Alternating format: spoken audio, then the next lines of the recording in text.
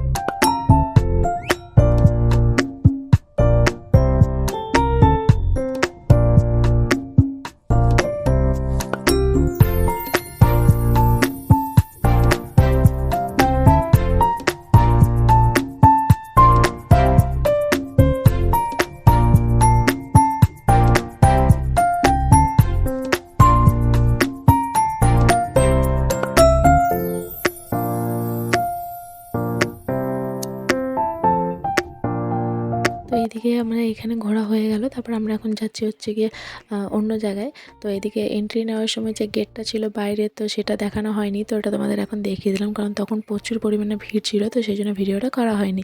আর তারপর আমরা এদিকে এই যে দেখো এখন টোটো চেপে গেছি, এখন যাবো হচ্ছে গিয়ে আনন্দলোক পার্কে। তো এইদিকে দেখো আমরা পৌঁছে গেছি। যারা রানীগঞ্জে থাকো তারা তো অবশ্যই জানবে। আর এই পার্কের ভিডিওটা আমি কিন্তু আমার আগের একটা ব্লগে আমি পুরো ভিডিওটাই আমি পোস্ট করেছিলাম, তোমরা চাইলে ভিডিওটা দেখে নিতে পারো। তো চলো এখানেও একটু ঘোরাঘুরি করা যাক, তারপর বাড়ি যাব। এই তো আশীর্বাদ দিছে গো, আশীর্বাদ দিছে।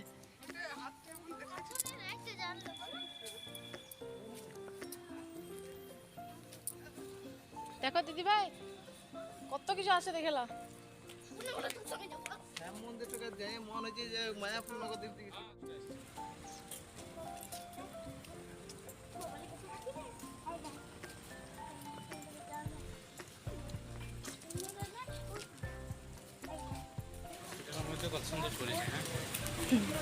এদিকে হসপিটালটা আছে। চলো